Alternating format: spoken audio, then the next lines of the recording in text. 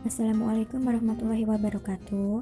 Kami akan mempresentasikan mata kuliah pendidikan gizi dengan tema pendidikan dan pelatihan gizi dari kelas gizi 5B. Perkenalkan, kami dari kelompok 6 yang beranggotakan Rosa Aryani dengan NIM 1807026041, Dua Rahmat Naryau dengan NIM 1807026053, dan Nailul Rohmah dengan NIM 1807026054. Definisi dari pelatihan menurut beberapa ahli seperti Purwodarminto, pelatihan pelajaran untuk membiasakan atau untuk memperoleh sesuatu kecakapan. Menurut Flippo, pelatihan pada dasarnya merupakan suatu usaha pengetahuan dan kecakapan agar karyawan dapat mengerjakan suatu pekerjaan tertentu. Menurut Kirkpatrick, pelatihan sebagai upaya meningkatkan pengetahuan, mengubah perilaku, dan mengembangkan keterampilan. Menurut Otto Atmajo, pelatihan yaitu mengubah pola perilaku karena dengan pelatihan maka akhirnya akan menimbulkan perubahan. Tujuan pelatihan mengajarkan sejumlah pengetahuan, sikap, dan keterampilan dalam memahami dan melaksanakan suatu pekerjaan tertentu dengan cara efisien dan efektif. Sedangkan pentingnya dari pelatihan itu sendiri yaitu memperoleh dan meningkatkan sumber daya manusia di luar sistem pendidikan agar individu semakin terampil dan mampu melaksanakan tanggung jawabnya dengan sebaik mungkin sesuai dengan standar. Selanjutnya adalah pelatihan yang efektif. Jadi menurut Doleader 1981, ada beberapa faktor yang mempengaruhi pelatihan tersebut dapat efektif. Yang pertama adalah motivasi dari peserta. Yang kedua adalah aktif dalam berpartisipasi, terutama pada peserta. Yang ketiga, peserta diseleksi terlebih dahulu. Yang keempat, pengajarnya juga akan diseleksi terlebih dahulu supaya efektif.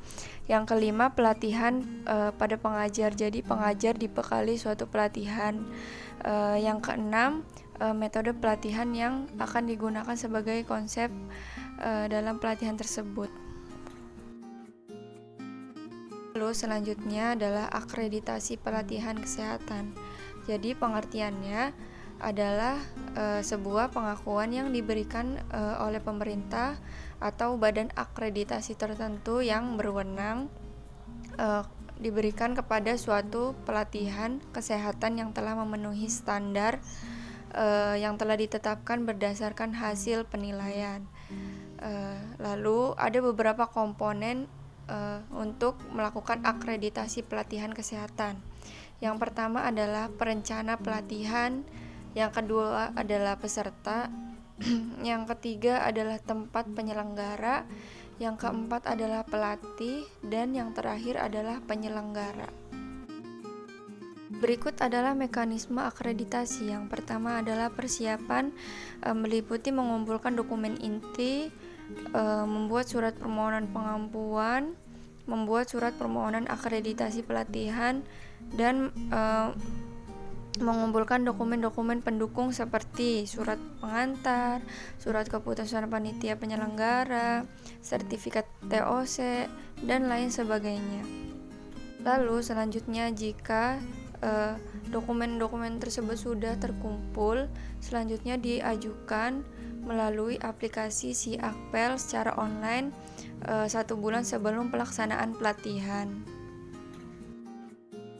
Lalu tata cara penilaian. Jadi penilaiannya itu dinilai oleh tim penilai akreditasi pusat. Hal-hal yang diperhatikan adalah penilaian menggunakan instrumen. Lalu penilaian juga dilakukan dalam waktu 14 hari dalam kalender. Selanjutnya, keputusan akreditasi ada 2 kategori. Yang pertama itu terakreditasi. Dikatakan terakreditasi apabila seluruh variabel sudah sesuai dengan persyaratan yang diharapkan. Yang kedua adalah tidak terakreditasi. Tidak terakreditasi apabila variabel yang tidak sesuai dengan persyaratan yang diharapkan. Selanjutnya adalah langkah-langkah pengkajian kebutuhan pelatihan. Yang pertama adalah memilih sumber informasi atau mengidentifikasi suatu masalah. Yang kedua adalah menetapkan tahapan analisis kebutuhan yang dilakukan oleh penyelenggara pelatihan. Yang ketiga adalah memilih peralatan analisis yang dibutuhkan dan harus sesuai dengan tujuan pelaksanaan analisis kebutuhan pelatihan. Yang keempat adalah menyusun alat pengumpulan data, dan yang terakhir adalah mempertimbangkan critical incident analysis, yaitu meminta pertimbangan para peneliti untuk hasil kebutuhan pelatihan. Selanjutnya, prinsip pelatihan.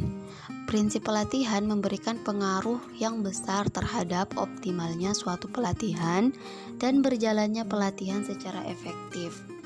Prinsip-prinsip tersebut akan dikembangkan sesuai dengan pelatihan yang berkaitan dengan tujuan pelatihan yang diharapkan.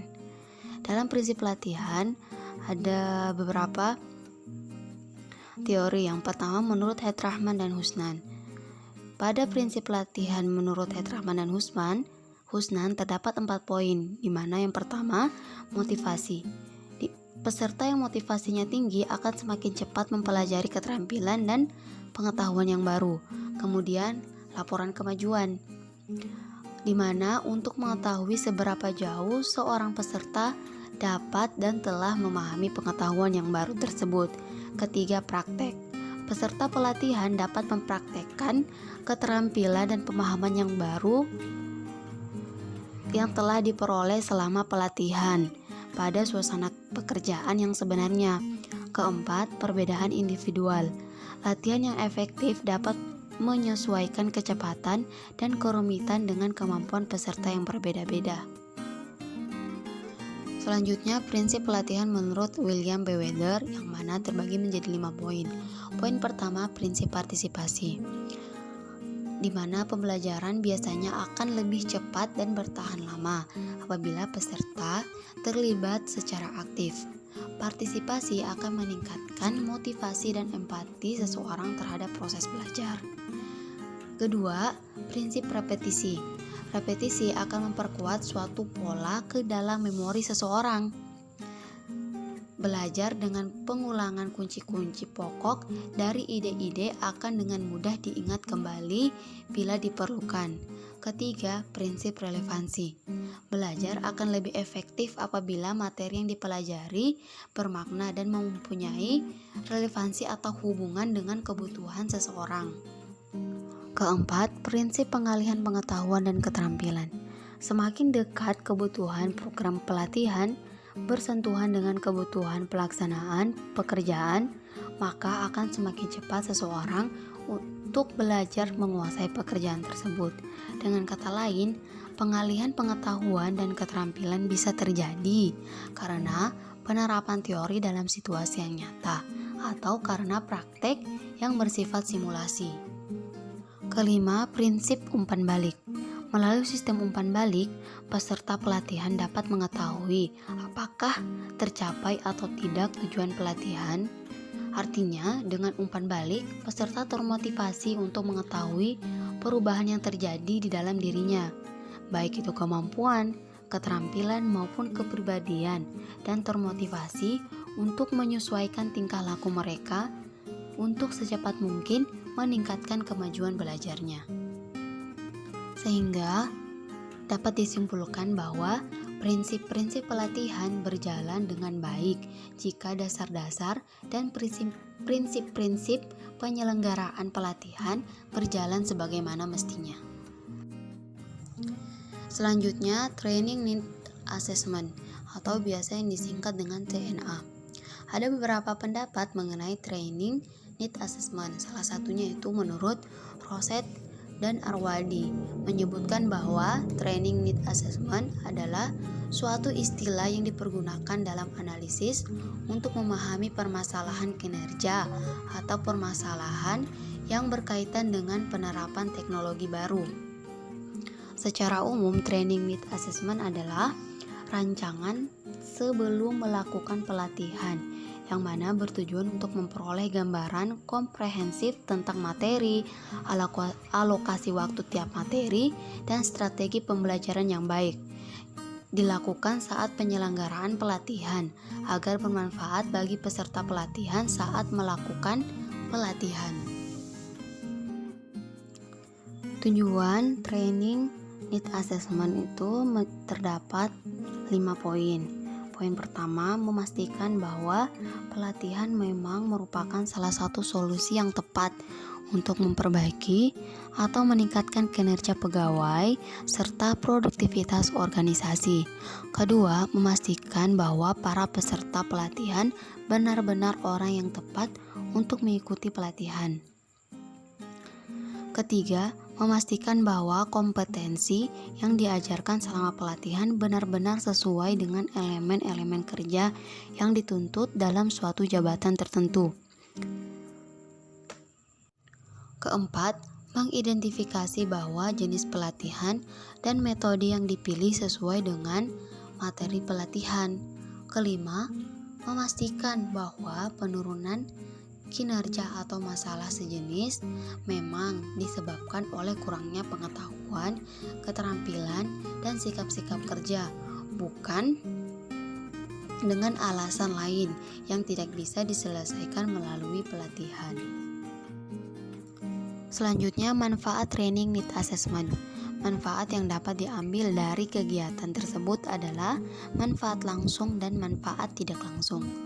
Manfaat langsung itu menghasilkan program pelatihan yang disusun sesuai dengan kebutuhan organisasi, jabatan maupun individu, serta sebagai dasar penyusunan program pelatihan yang tepat. Sedangkan manfaat tidak langsung meliputi menjaga produktivitas kerja, meningkatkan produktivitas dalam menghadapi kasus baru, serta efisiensi biaya organisasi. Sekian presentasi dari kelompok kami. Wassalamualaikum warahmatullahi wabarakatuh.